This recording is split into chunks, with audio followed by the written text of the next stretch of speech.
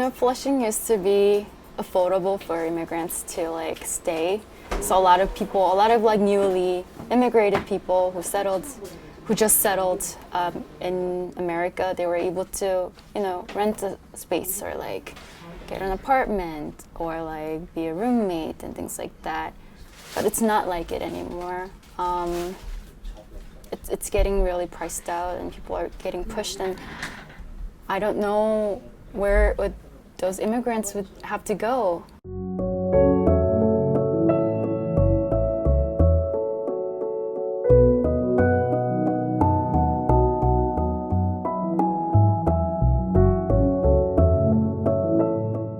I'm an immigrant from Korea. Our family immigrated to Flushing, New York, about like 10 years ago. And then ever since that, I grew up here. We start life here, and then we're building our lives here.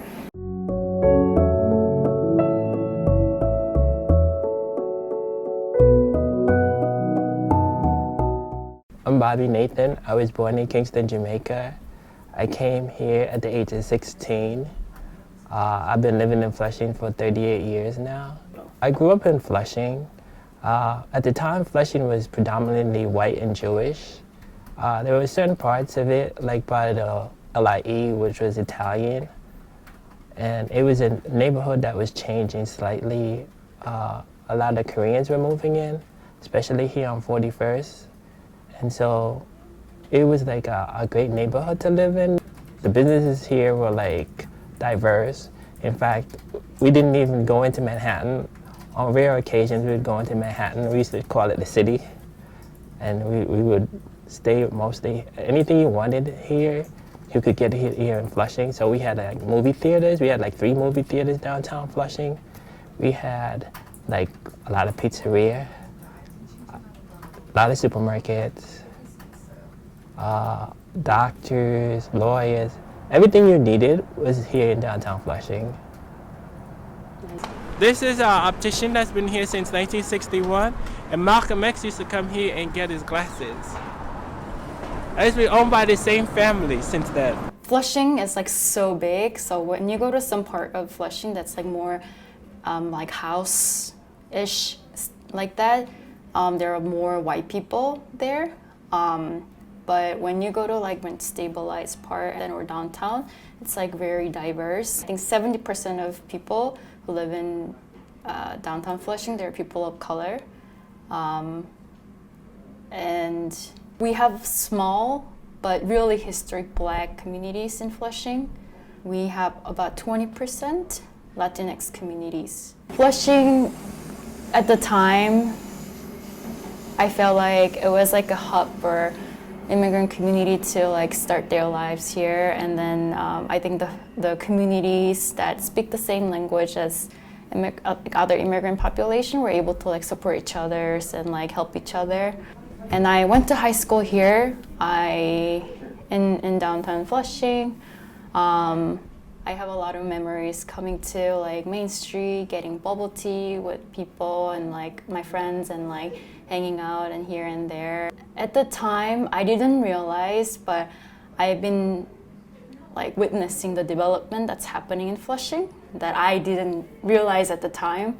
Like I saw like buildings coming in, like people start going to like Skyview Mall, like to check out like what's new stuff and things like that. And there was a Korean supermarket called Asi Plaza. It's by the waterfront, Flushing Creek. Now the developers bought the site and they're trying to build luxury condos and like hotels there.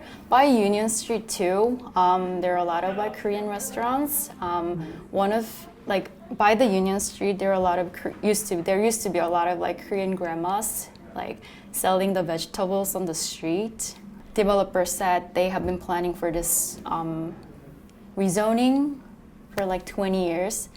And one of the developers has been buying a lot of buildings, especially in downtown Flushing. And ever since Mayor de Blasio announced in 2014 that he wants to rezone Flushing, right? A lot of predatory landlords start coming into Flushing and they buy more units in Flushing.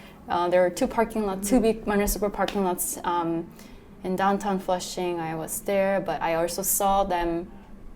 One of the developers here in Flushing, they took one of them and they start building like big condos, and I witnessed it too. When I got here to Flushing, most of the buildings were like 6 stories. Flushing didn't have these tall buildings like now, and so the neighborhood was like mostly mom and pop stores on Main Street, and a lot of rent-stabilized apartment buildings. There were actually no really condos or co-op when I got here. In the 90s, when people started to buy co-ops, and then they started to change the neighborhood to condos after that. So I went to John Bond High School, which is on Main Street. So it was like 1981. The high school was mixed. When I came here, I lived on Franklin Avenue, and then we moved 2 blocks down to Sanford Avenue, and I've been living there ever since. In that building, 13815 Franklin Avenue is where I grew up. In that building is where I moved to. So I got involved in displacement and gentrification here in Flushing because in 2016, Adam Mermelstein from Treetop Development, he bought 7 buildings here in downtown Flushing. And so Treetop Development came in and they started to work on every floor in every building. In the lobby, they started to store a lot of construction material. They took like the emergency lights out the building, they destroyed the floors, they destroyed the lobby, and the buildings were becoming unlivable. And so I started to get sick. Then they started to shut the water off and they shut the heat off. And then that made me even more sick. And so I decided that I was gonna start to fight back. I go to church on St. George's Church on Main Street, and I went to the pastor and I asked him for help. And then he was like, why don't you organize the tenants in the building? And then maybe if you organize them, we could have like rallies here in the church and tenant organizing in the church. And so I started to print up flyers, use Google Translate to translate the stuff into different languages. And then I started to put them under the door. And then people started to come to me and they would tell me what was going on in the buildings and if I could help them. I met Professor Terry Hum from Queens College, and she told me that maybe her class could help me. And there was this one particular young person, his name was Jeremy. And Jeremy started to help me with the computer because I'm old and I don't understand computers. And he started to help me to like do spreadsheet on illegal violation. Then the mayor came here to Flushing for a town hall. And Jeremy and myself, we went. I live in one of the buildings that young man was talking about. The construction has been going on for 2 years straight. This guy by the name of Adam Mermelstein. When you were a public advocate, you named him one of the worst landlords. This guy is driving us crazy. I can't hardly talk because of the dust. We've been complaining to the health department, and they did nothing. Finally, Councilman Koo and his staff, Miss Eileen and Scott, and then Assemblyman Kim and Tony got involved, and they started to write violations. But the health department did not release the report and it came back with an excessive amount of lead in these buildings. We have asbestos in these buildings. They were built before. Okay, Dr. Bassett, where are you? Come on over. What has to happen if construction's been going on for 2 years and there's been regular stop work orders? Something's fundamentally broken. So tomorrow, I want senior people on the site to figure out why this has not been stopped. And if we have to escalate criminal charges towards the landlord or any other type of aggressive action, let's go, because this sounds outrageous. And so the next morning, the mayor sent in people from the health department, DOB, HPD, the police department, and then they moved on Adam Mermelstein. And so they took out the violations from about 1,000 something to about, I think it went up to almost $500,000 in violation. And then they started to harass me. They started to throw my mail by the door. They went into the apartment And so I had to get the 109 precinct involved. And I also had to have Department of Investigation come in. And so I came to Minquan one day and I met with Sunny, and she offered me a space and a desk and computers to use. And so we started to work together as a team. Oh, I'll just take that part out about students feeling PTSD, getting PTSD. No, you can leave Yeah. that in there. Because it's the truth. At the CV7 hearing, so should I say teacher or like somebody testified that at her school by that dozens of students felt suicidal because of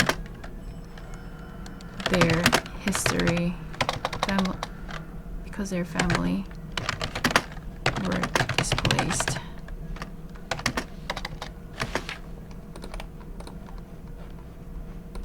Every apartment that was renovated, they destroyed, and they started to make the buildings unlivable. And they decided they were going to turn the buildings into condos. All 5 of the rent-stabilized buildings into condos. And so we decided that we were going to even fight more for the rent laws to get rid of the MCIs, because that's one of the things they were using to displace the people here.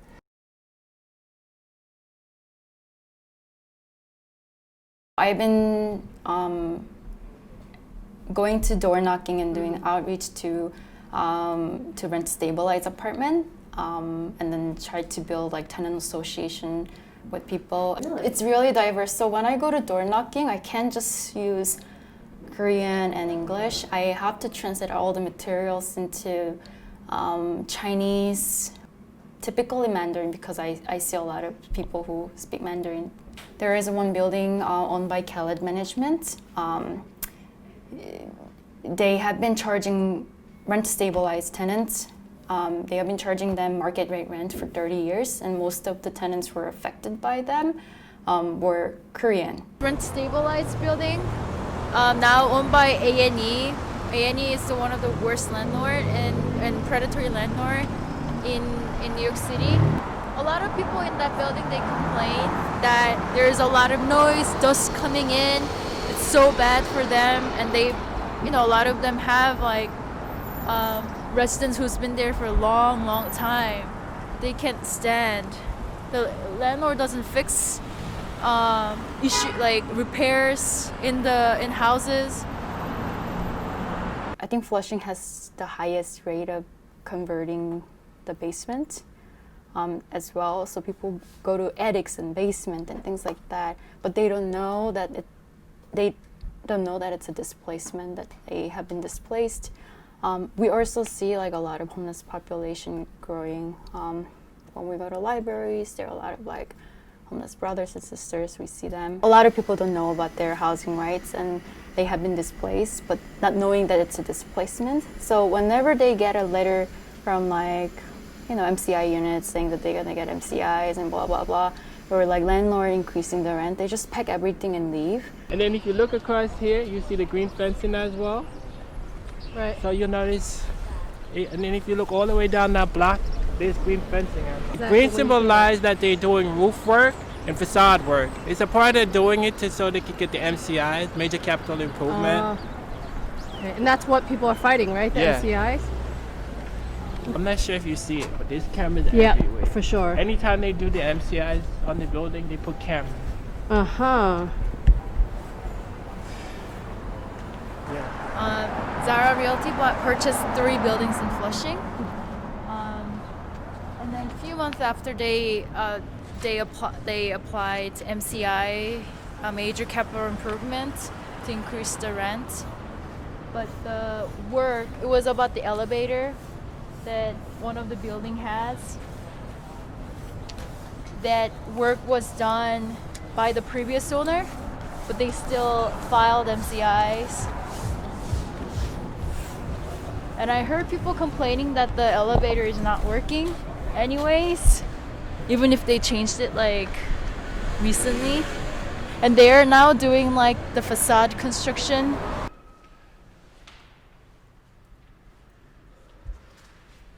What does it say? What is it? It says they need a picture ID to get a mailbox key. This is illegal. Really? Oh, Jesus.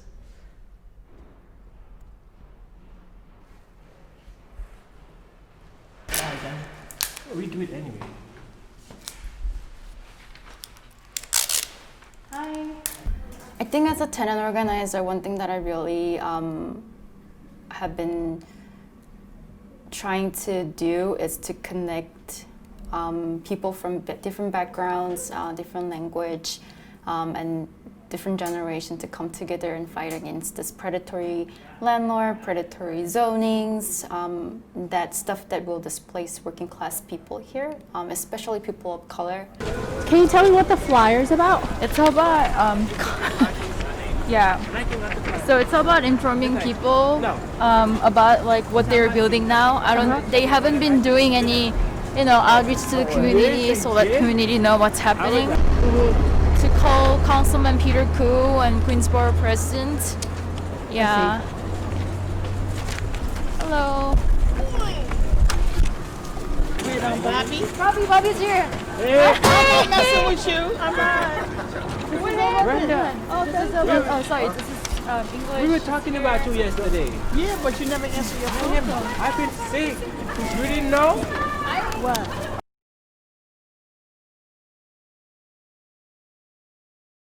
According to New York Times article that recently came out, Flushing has been quietly becoming one of the fastest growing for sale market, second to the Williamsburg. And the price of condo jumped nearly like 86% from 2009 to 2019. So there has been a lot of speculation, and I think it's really connected to the zoning. So this is the back of U-Haul, and this is Flushing River, also called Flushing Creek. I refer to it as the Doodle Water Creek because it's filled with nothing but polluted. It's just polluted. And then the other thing is, when it rains, they discharge raw sewage in here, so it smells. You can actually smell it from where I live, the way it smells. And so I call it Doodle Water Creek. And this is where they want to build a special district. And tell me about what's the special district? 3 developers came together. They want to build 11 block, 1725 luxury condos and hotels in this site by the Flushing Creek. They will get tax benefits. They want to get tax benefits by building affordable housing, but it's not really affordable to the Flushing community. If they clean it up, they might even disturb more contaminants than is actually that's actually like close to the surface. So they're not sure if they should clean it up or not because they might do more harm than good when they start to clean it up. They didn't come up with the environmental impact studies, so we don't actually know how this rezoning plan will affect beyond a few blocks away from here, right? And the whole site that they want to rezone, they're in the flood plan, so it's gonna flood, but they still want to build it. Everything is on the flood plan. All of this? All of this. And they want to build luxury. Yes. Where the green is where the flood line is. Whenever the high tide, the water goes all the way up to the green mark. So if there's a flood, it's going to be 3 times as high, so you could see the whole entire area will be flooded. And so at the hearing, I had asked them, how are the people going to get into the building when it's flooded out? Will they provide boats, or it will be like Venice? I've watched my neighborhood change. People are becoming homeless. I go to the library and I see people that used to live amongst me and now homeless with bags in the library. I also go to St. George's Church. We have a food pantry. When we started, we used to feed 50 people. And as of every Saturday, we are feeding between 500 and 600 people every week. This is what's going on in Flushing. We have homeless people sleeping under the Van Wyck. We have people taking showers in our park in Flushing Meadow Park. Nobody sees this unless you live nearby. And my blood, my great-grandfather was the first Jewish rabbi in Jamaica. One of my great-grandmothers came from India. She was an indentured servant. Also, my blood is African slaves. This is why I fight for the people in Flushing. Everybody keeps telling me, Bobby, why you keep fighting? Why you keep fighting? Just let the neighborhood change. F&T told our church that they were going to build parking space and we'd be able to use it on Sundays because the church doesn't have parking space. They are our neighbors right across the street. And when we asked them, they did not give us those parking space. When they were building on the Muni lot, they told us we were going to get the YMCA, we were going to get all of these open, we were going to get a theater, we were going to get park. Guess what? We got none of that. There's a little sliver of a park, and when we want to use it, they said, no, we can't use the park there for any event. So I'm telling you, for 20 years, they've been buying up the lot. I'm not sure if y'all have ever seen this, but for 20 years, F&T has been buying up Flushing, block by block by block. The building at Community Board 7 is owned by F&T. This is what they've been doing. Their plan is to turn Flushing into the Asian Times Square. Can you see this, everybody? Thank you, this Mr. is not me Nathan. saying it. 안녕하세요. 저는 브라질에서 오랫동안 살고 활동을 한 안티나입니다. 저랑 제 친구들은 이 강변 재개발 계획에 찬성하지 않습니다. 사실 이 지역이 저한테는 제일 살기 편하고 집같이 느껴지는 장소입니다. 하나 저는 은퇴한 노인으로서 렌터비가 너무 비싼 이 지역은 살기가 많이 힘듭니다. 매달 적은 소득에서 상당한 퍼센트의 돈을 렌터비로 쓰니 남은 돈으로 먹기 살기가 어렵습니다. 저랑 제 친구들은 전부터 노인 아파트를 원합니다. 렌트비가 저렴한 노인 아파트가 충분하게 있다면 몇 년을 기다려도 이 재개발 소식이 없는 이런 딱한 사정도 없게 될 것입니다. 제가 이 재개발 소식을 들었을 때 이 소중한 땅에서 서민들이 원치 않는 것을 지을 것이로구나 하고 많이 화났습니다. 제발 이 서민들의 말을 들어주십시오. 이 재개발 계획은 우리 브라질 주민들을 위한 것이 아닙니다. 부유한 자들을 위한 것입니다. 제발 반대해 주십시오. 감사합니다. When they were building Skyview Mall, they used like BOA brownfield money to clean up the street and things like that. And all the construction noise and the dust, it went all to the blend houses, right? But they didn't clean this side of the street. Huh. So all of this went into the NYCHA? You're saying the dust and stuff? Yeah, of course, when they're doing the construction and things like that. To see, we get stop work orders on these buildings as well because the work they're doing is not up to code. On this block, it's like we have the most construction per lot.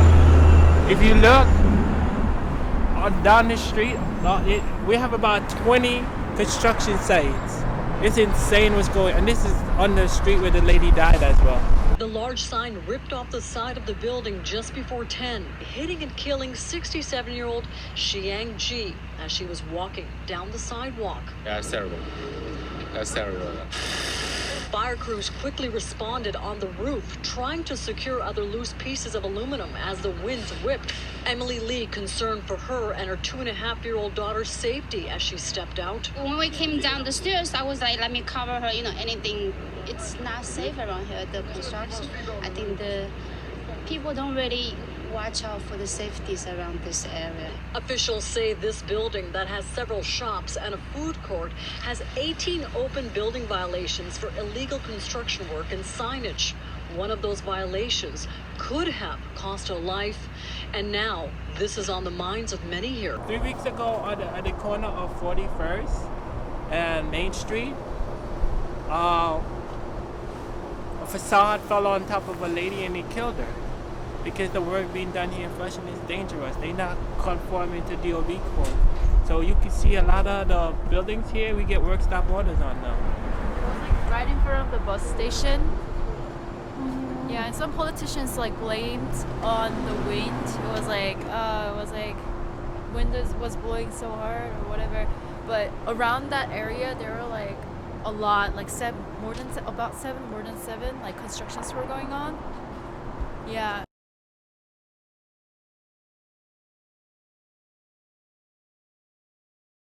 Paid! Turkey's getting paid! Turkey's getting paid! Turkey's getting paid! Turkey's getting paid! It's a public hearing. It's kind of break dog game. I don't like my name. Whoa! No! Step away! Step away! Step away! Step away! We've been here for over 2 Step away! hours. Step away! Get out of our face! Get out of our face! Everyone back up! Everyone back up. Let's go. Why don't you get him to back up? He's the one putting his hands in a young girl's face. Eugene Kelty, everybody. Eugene Kelty, chairman of CB7. The public has the right to speak. Let's speak! Let us speak! Let us speak!